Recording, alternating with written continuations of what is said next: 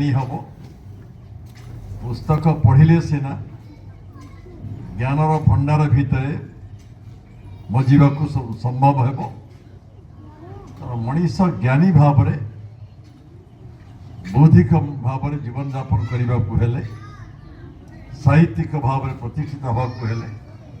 आमको पुस्तक पढ़िबार आवश्यकता रही ज्ञानी गुणी समाज को प्रतिष्ठित करने हेले पाठ पढ़िबार आवश्यकता रही उद्देश्य को चरितार्थ करने मनीष पाठ पढ़ू मनीष कहीं जन्म होती जन्म जययात्रा भितर जीवन यात्रा भितर अभिनय कौन करने कथा को शिखु पुनर्जन्म मनीषर की स्थिति हुए ताको मत जानू मानविकता कौन नीति कौन नैतिकता आदर्श शिक्षा करू मनीष बही न पढ़िले पुस्तक न पढ़िले मूर्ख ही जाए अमनीष ही जाए ज्ञान अज्ञान विचार करि पारे ना ये जो साहित्यिक समाज लेखकर समाज ये बंची पारे ना से आज पुस्तक मेला सारा भारत वर्षर विभिन्न प्रांत आम राज्य राजधानी तो आरंभ कर विभिन्न जिला विभिन्न ब्लॉक विभिन्न अंचल पुस्तक मेलार आयोजन चली मत बहु जगार योगदान करने को पड़ुछि राजधानी पुस्तक मेला देखिए सर्वपुरातन पुस्तक मेला जी एवं 4टी पुस्तक मेला हो गला सरकार भी गोटे आयोजन करुँच से पुस्तक मेला उद्यापन दिवस मत डाकी सम्मिलित करने बहु कवि कवयित्री साहित्यिक मानक उद्यापित हो जाए भद्रखर गोटे पुस्तक मेला योगदान करके पुस्तक मेलार महत उद्देश्य हूँ मनीष ज्ञानी हो गुणी हो शिक्षित हो मनीष परी बंचीबार पाठ शिखु जो एते पवित्र उद्देश्य कही सारी आमे जाजपुर जिलार लोक पाठ पढ़िले सिना जानिबा जाजपुर ऐतिह्य जाति केसरी भौम डायनेस्टी कथा आपण जीवे ललित गिरी देखिए महा विश्वविद्यालय देखिए आम जगह व्यास सरोवर कौन इतिहास सुकेंद्र राज परिवार की इतिहास बही पढ़ले सिना आम जाना आम पुस्तक पढ़िबार आयोजन सब हो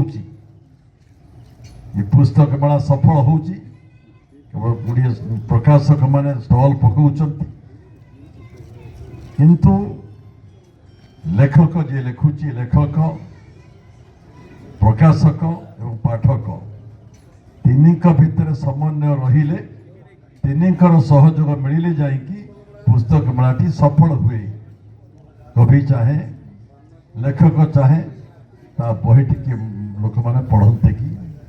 अपार आनंद पाए लेखक से दिन जो दिन ता लेखाटी ता पुस्तकटी ता काव्यटी लोक पाठ करती पाठक संख्या बढ़िबार आवश्यकता रही बंगलार जिते पाठक संख्या जिते लोक पाठ पढ़ती आम ओडिशा रे पाठक संख्या कम तेणु प्रकाशक पुस्तक बिक्री हेले सिना प्रकाशित खर्च उपलब्धि कर तेणु प्रकाशक लेखक पाठक को बढ़ेवा प्रोत्साहन दवापाई ये पुस्तक मेलार सृष्टि पुस्तक मेला आयोजन ये आजिकाली पुरातन जुग को भूली गले आज हूँ आम जो कलिंग नगर पुस्तक मेलार आयोजन करुँच कलिंग नगर एक भारत विख्यात एक पृथ्वी विख्यात अंचल परिणत हो सुकिंदा कथा कहले भारत वर्षर समस्त क्रोमाइटी पत्थर लक्ष लक्ष मिलियन मिलियन बिलियन कोटी संपद भर्ती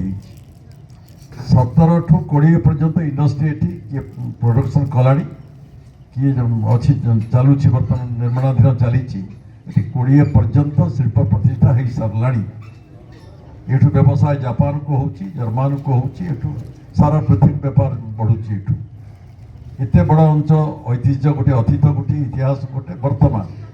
मध्य एक विश्व विख्यात अंचल आमर आम जाजपुर व्यासनगर ଏଠି ଦି ଚାରିଟା ଅଳ୍ପ ଅଳ୍ପ ଦୋକାନ ଥିଲା, ଚାଳଘର ଦୋକାନ ଥିଲା। ଆଜି ଷ୍ଟଲ୍ ଉପରେ ଷ୍ଟଲ୍, ଆଜି ମଲ୍ ଉପରେ ମଲ୍। ଏଠି ବି କାଲି ଦେଖୁଥିଲି ଗୋଟେ ସୁନା ବଡ଼ ଦୋକାନୀ କି ଆସିଗଲାଣି ଏଠି। ଇଏ ବି ବଢ଼ି ଚାଲିଛି, ବ୍ୟବସାୟ ବଢ଼ୁଛି, ଶିଳ୍ପ ବଢ଼ୁଛି, ଖଣି କାରବାର ବଢ଼ୁଛି, ଲୋକ ଶିକ୍ଷିତଙ୍କ ସଂଖ୍ୟା ବି ବଢ଼ୁଛି। ବହୁ କଳାକାର, ବହୁ ଶିକ୍ଷାବିତ୍ ଏ ଜାଗାରେ ଜନ୍ମ ଲାଭ କରିଛନ୍ତି, କିନ୍ତୁ ଜ୍ଞାନ ଆହରଣ ନୁହେଁ, ପରୀକ୍ଷା ଦେବା ପାଇଁ ଯେଉଁ ପାଠ ପଢ଼ୁଛନ୍ତି, IAS IPS IFS ହେବା ପାଇଁ ଯେଉଁ ବହି ପାଠ ପଢ଼ୁଛନ୍ତି, ପ୍ରସ୍ତୁତି ପରୀକ୍ଷାରେ ଉତ୍ତୀର୍ଣ୍ଣ ହେବା ପାଇଁ, ଇଏ ଜ୍ଞାନ ଆହରଣ ନୁହେଁ। ସେଥିରୁ ମାନବିକତାର ଶିକ୍ଷା ସେଥିରୁ ମିଳେ ନା। ଆଜି ଆପଣ ସବୁ କଥାରେ ମୁଁ ମୁଖ୍ୟ ଗୋଟିଏ କଥା ଉପରେ ଗୁରୁତ୍ୱ ଦିଏ, ଏ ପୁସ୍ତକ ମେଳା ଆଉ ଯାହା ଆମକୁ ସହାୟତା କରୁ ନ କରୁ ଆମ ଭାଷାକୁ ବଞ୍ଚେଇବା ଦିଗରେ ବଡ଼ ଚ୍ୟାଲେଞ୍ଜ ହେଉଛି ଓଡ଼ିଆଙ୍କ ପକ୍ଷରେ। ଆମେ ଭାଷା ଭିତ୍ତିକ ରାଜ୍ୟ ହେଉଛି ଓଡ଼ିଶା ରାଜ୍ୟ।